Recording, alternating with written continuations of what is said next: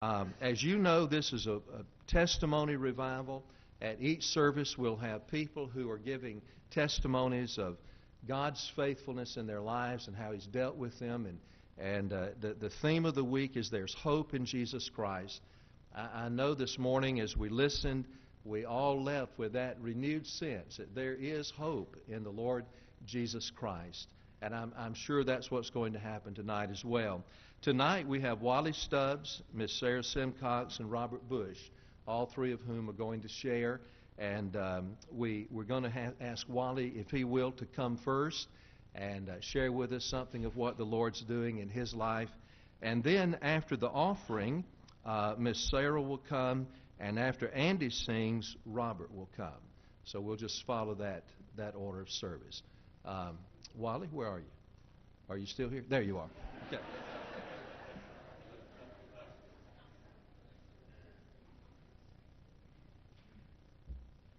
I thought about it, Brother Jerry.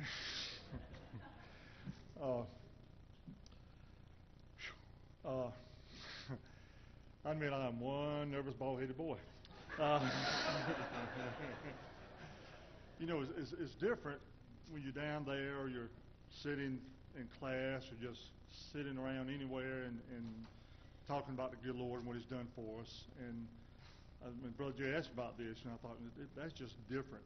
When you're just a small group of you, I can run my mouth and stand toe-to-toe with the best of you. But standing up here, looking out at all of you, that can be a little intimidating. But I did ask Brother Jerry and some of you already, if I do fall out, I appreciate y'all come pick me up. Brother Jerry just had back surgery. He don't need to tackle it by himself. And as one of them said this morning, if you catch me doing a little reading, I apologize. Just trying to stay on target, not babble like I'm doing now. As most of you know, and anyone who don't know me, I'm Wally Stubbs. First and foremost, I am a Christian. And I've learned in my Christian walk that, of course, God is perfect.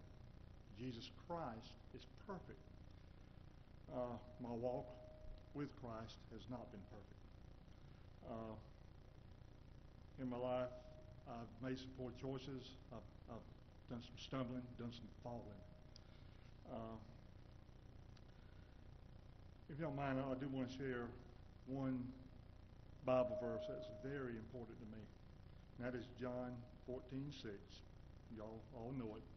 It simply says, I am the way, and the truth, and the life. No one comes to the Father but through me. That verse just means everything to me. It's very simple, but it says so much that sadly so much of the world gets wrong and tries to twist it around and turn it and not see what's in front of them. He says, I am the way. I'm not one of the ways. He tells us no one comes to the Father but through Christ. I believe that with all my heart and soul. He also tells us when he says the Father, I take that he says the Father, the God, not one of many gods, the God, God of everything, Father Jesus Christ.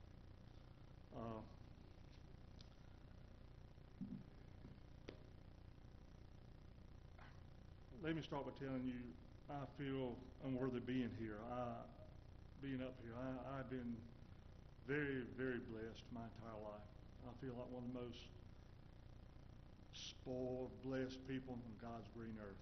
He has looked after me when he probably shouldn't have. God's grace in the hope in Christ is what brought me here. Give you a little bit of background. Most of you know me, but those who don't, I've been here my entire life. I'm a small town boy, proud of it. I was brought up in a traditional family. Thank God I had both my mom and dad at home. I'm the youngest of three brothers, and there again, just never knew nothing but love and support from my family.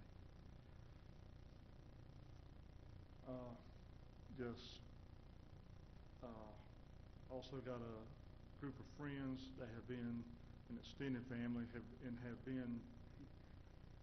been blood family to me as far as I'm concerned. There's been a group of us that's been together since we were, I guess, very early teens. There's been about 8 of us. Some of them have gone on to be with the Lord now. Most of us are still real tight. Some of them are members of this church. And then most importantly, I married a sweet young lady that felt sorry for me years ago and decided to hang around. And we have no children, but we are so blessed to have nieces and nephews that there again, I just could not ask for more love and support from anybody.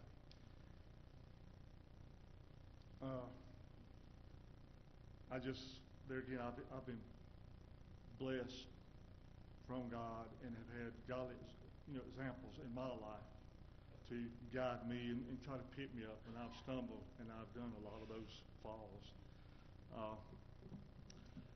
I've attended, for those of you who don't know, I have attended Northside Church here my entire life. This is all I know is a church home. And to me, this is as good as it gets. There again, I feel blessed and spoiled to be here at Northside Church. I am 55 years old, so I've been here a few years. I guess I can remember being a little boy, and my mom was the first one to bring me to church. And, those things stick with you. Those are the things that matter. Is love and support from family and friends, coming to church, love and support from church members, love and support from God himself. She was the one that first started bringing me to church, and of course, there again, would come with different family members and sometimes even neighbors throughout the years. And that was always so important to me, and that always, to this day, of course, has stuck with me. Because thank goodness that's something that took. I still come through those church doors here at Northside. My dad was not a regular church member, but he was a godly man. One of the things he did that some people may be a small thing, maybe a big thing, but to me was very important was I never in my lifetime saw my dad sit down and not say grace, not say the blessing, not be thankful for what was in front of him, whether it was a candy bar, a bowl of soup, a big good old southern home cooking meal. And that stuck with me because my dad was very much old school, very private, very gentle man, but that let me know he had a relationship with Christ. There again, listen to me, Babylon. Y'all can kind of tell as far as I'm concerned, I was raised up in a Mayberry world. Everything right along good, perfect as far as I'm concerned, until I was 12 years old. My oldest brother, like I said, I'm the youngest of 3 boys. My oldest brother, our oldest brother, is really old enough to be my dad. He's been my second dad, my big brother, and a best buddy all rolled up in one. Just like my middle brother has been a loving brother, best friend, guardian in my lifetime. But when I was 12, my oldest brother lost his oldest child. That child was 11, 1 year younger than me. So I've been an uncle since I was 1, but to me, he was a sibling because we all shared the same property. So I saw him every day. There again, saw all my family every day. 2 years after that, same brother lost his youngest child, 13-year-old baby daughter to spinal meningitis. As you can imagine, that tears you up. But as hard as that was, as devastating as that was for our entire family, I can remember asking my brother, how do you get through this? How did you get through this as time would go on? And of course, the things that you would think of, we was very blessed, of course, have other family come in and prop us up, had other friends come in and prop us up, church, this church. Come in, prop us up. He mentioned all that. His wife. He said, I'm blessed to have the best wife in the world, and any of our family can tell you they have the best, one of the best marriages you'll ever see. He had other children he was responsible for. But listen, all these things that do matter, and every one is a gift from God. The most important thing is, he said, is my relationship with Christ. He said, you just can't make it. You know, it's backwards when you bury your children. He said, but we will get through this, and they have, through God's grace and Jesus' hope. I guess it was a little time after this that, of course, that kind of shook me, and I officially walked down this aisle and accepted Christ as my Lord and Savior. I officially joined the church that, to me, felt like home anyway. But let me also be honest and say I've had a habit for many years of, I knew God was always there. I knew Christ was always there, always loved me, and always had my back. But I have been guilty of backsliding and just putting him on the back burner. And you know, the good Lord has a way sometimes of getting our attention.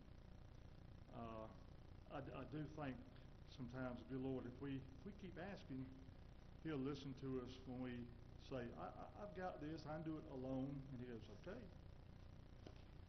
I want to be here for you. I love you, and I want to be here for you. But if that's what you want, and that's what you're asking, you keep pushing me away, I'm going to lift this protection and let you maybe try it on your own, see how that goes. And I've been guilty of that, kind of a roller coaster ride through a chunk of my life, through a portion of my life.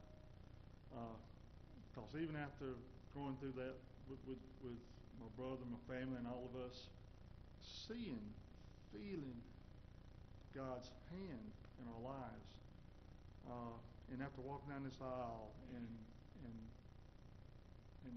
receiving the Lord as my salvation, I would do good for a while. Then, you know, I kind of drift back off again, and I would become, you know, as we say, in the world instead of the world. And I can remember, I guess just a little while, a couple of years or so after my niece, one of our best friends in this group of friends that I had, one of our best friends was in an awful car wreck. And I remember all of us getting together, rushing to the hospital.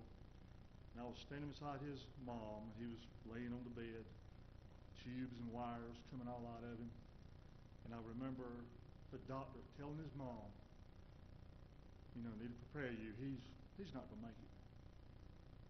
And then hours after that saying, well, okay, he's going to make it, but you probably need to put him in a professional facility and just be prepared for that, because he's mentally damaged, he's physically damaged.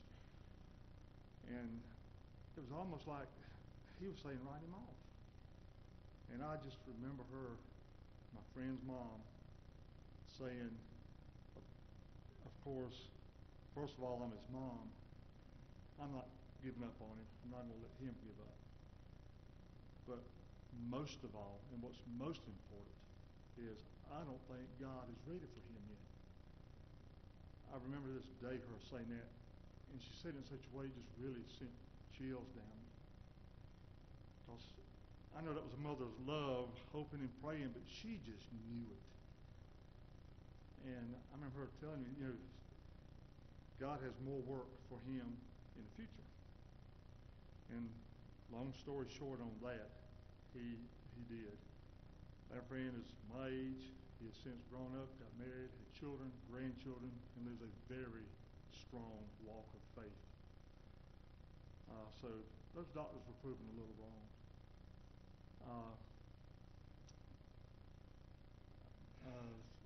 I remember just after that, in my roller coaster ride with the good Lord, I remember I was 17 and our dad passed away. And that was tough. I was a senior in high school. Nobody wants to lose their parents. There again, I was blessed and spoiled with, were and am a very tight-knit family. And that was tough. We got through that through the church, through people's blessings, through God's blessings. A few years after that, my mom passed away. Went through the same thing where I would do good for a while, and then I'd back off, do the same thing. I would become part of the world, get in the world, join the world, instead of, stepping back and just being of the world and putting God first and on the front burner instead of back here in the back.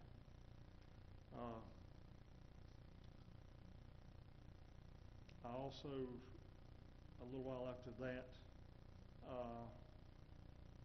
to show you how I think God can get our attention, even on hard-headed people like me. I'd met a young lady, got married. In 2 years' time, we were divorced. Now, we both had fault in this, but the biggest fault, to be honest with all you guys, and this is embarrassing and tough to say, but the biggest fault was we just simply put God at the very, very back, plain and simple. Put him at the back. We put everything else, all the worldly things, up front. And it's not that I didn't believe or that she didn't believe. It's just that we made the awful mistake of putting him at the very last. And like I said, I think sometimes God, I don't think he's trying to punish us, but he gets our attention. And like I said, sometimes hard-headed people like me need that.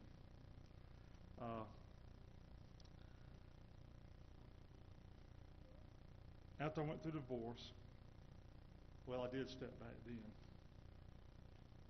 And I remember I had a good prayer, a good talk with the good Lord, and I said, I got to get this thing right. I'm tired of this roller coaster.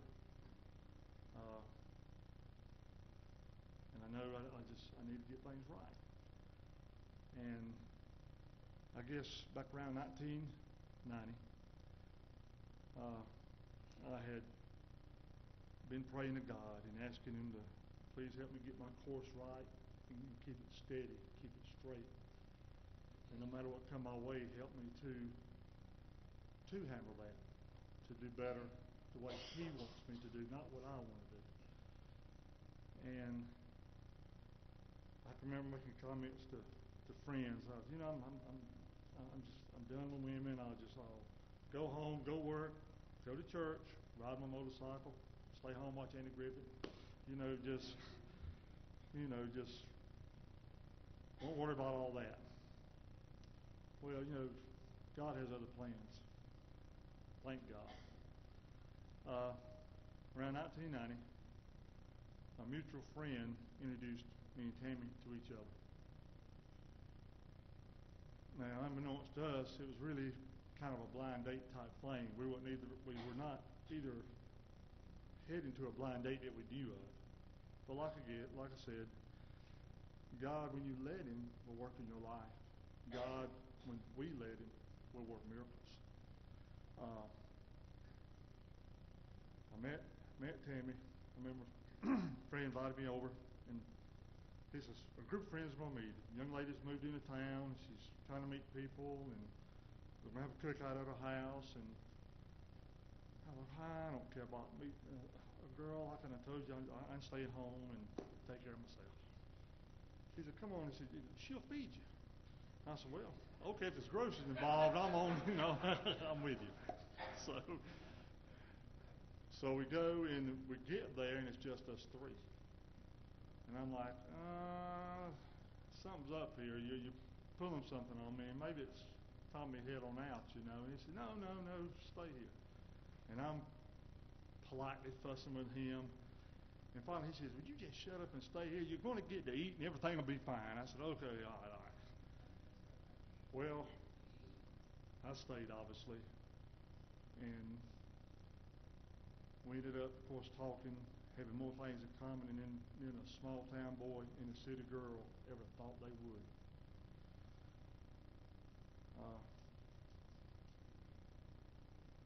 I asked her, I said, would you please start going to church with me? And she was in church at the time and been on somewhat of a roller coaster ride herself in her walk. And she said, yep, she felt that same pull. We both started coming to church. And in fact, we were just talking before we come here. I think it's 26 years ago this week, she walked down that aisle and got baptized at this church. After that, we got engaged, got married, and we've been married 25 years this year. And I say all that to tell you and to remind myself that God has always been faithful to me. I've not always been faithful to him. But you know, he's never, ever moved. He never moved. I did. He didn't. He's always been a solid rock. As Brother Jerry mentioned this morning about knocking on the door, that's all I had to do, was be smart enough to knock on the door, step through it, and stay there.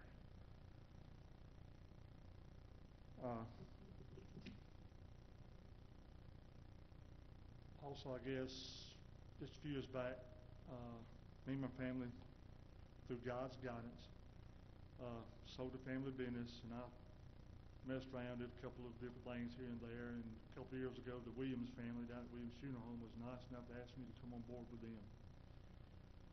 That has been a major blessing. Obviously, you don't have to tell any of you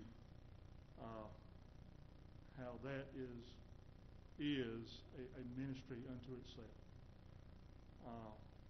You're dealing with families who are heartbroken, of course, during the most difficult times. But you also deal with families when they're families of faith, and there's the difference. When you're dealing with people, families of faith, they seem to get through it much better. They seem to handle it much better.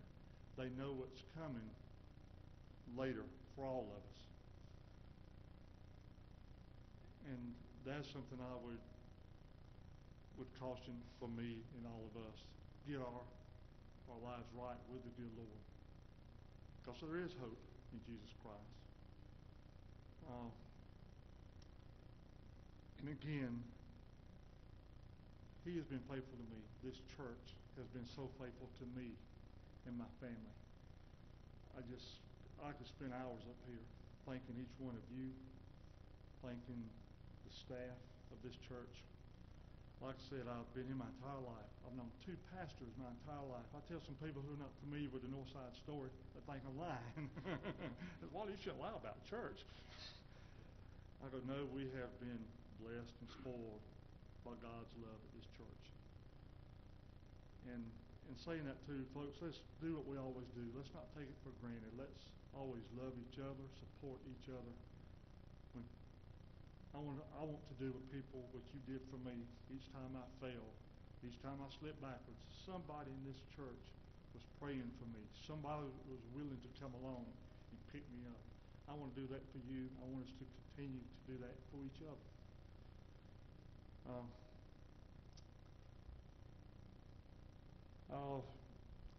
I'll wrap it up and tell you that I do believe that there's hope in Jesus Christ.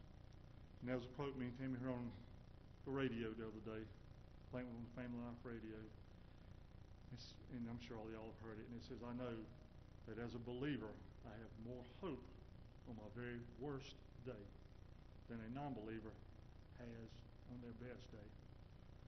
So folks, remember, we do, every one of us, have hope in Jesus Christ. Please, don't give up on yourself. Never give up on him. He loves us. He wants us. We need him. Thank all of you. God bless all of you.